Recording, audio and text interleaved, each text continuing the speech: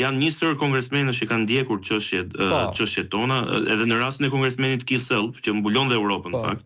Është shumë e rëndësishme fakti që ai ka një njohuri të jashtëzakonshme në raport me realitetin në Shqipëri,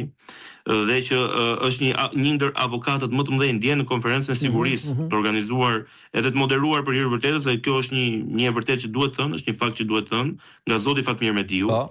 Pra edhe ata që mund shprehin habi për këtë fakt, duhet ta dinë që ky është një fakt i pamohshëm, dhe është e vërtetë, nga kreu i Partisë Republikane në Shqipëri. U përmend edhe nga Zoti Self, u përmend fakti që vetëm me antarësimin e plot, dhe këtu po ndalim ke Kosova, të Kosovës në NATO mund kemi paqe, stabilitet në rajonin e Ballkanit edhe më gjerë. Pra një njohës i shkëlqyer i situatës gjeopolitike dhe i të gjitha lëvizjeve gjeopolitike në rajonin e Ballkanit, ka njohuri të thella dhe për situatën në Shqipëri. Përfshir këtu dy prioritetet kyçe që ka administrata amerikane edhe në vendin tonë.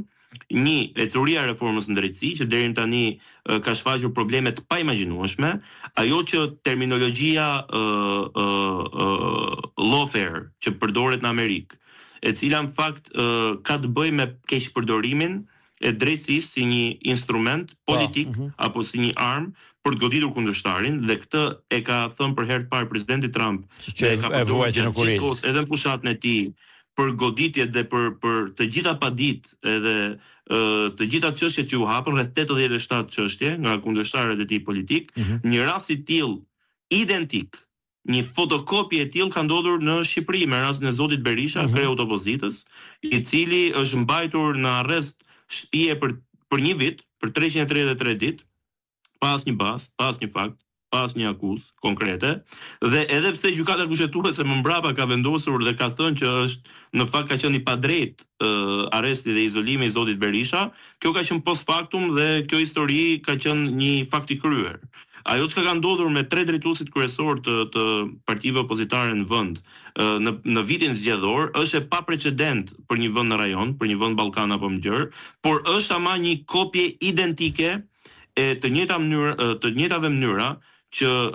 shoqëria Fondacioni i Hapur i George Sorosit dhe organizata e tij dhe politikanë të spinuar dhe të lobuar për tij kanë përdorur në rastin e Shteteve të Bashkuara të Amerikës. Prioriteti i dytë pra le të themi, dhe sigurisht edhe backlogu i madh, pra një nga çështjet kryesore ka qenë dhe fakti që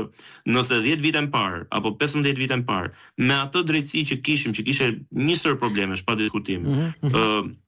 kozgjatja e ezaurimit të një çështje gjyqësore në 3 shkallët e gjyqësorit mund shkonte deri në 3 apo 4 vite,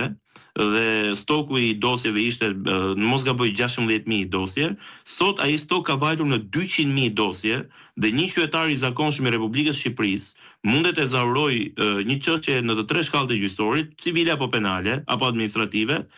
nga 10 deri në 15 vite. Pra kjo është një drejtësi e mohuar, drejtësi e vonuar është një drejtësi e mohuar, dhe është një standard që nuk i takon një vendi aspirant për të antarësuar në Bashkimin Evropian, dhe një vendi në cilin Shtetet e Bashkuara të Amerikës janë partnerët kyç të reformës në drejtësi, të hartimit, draftimit, të trajnimit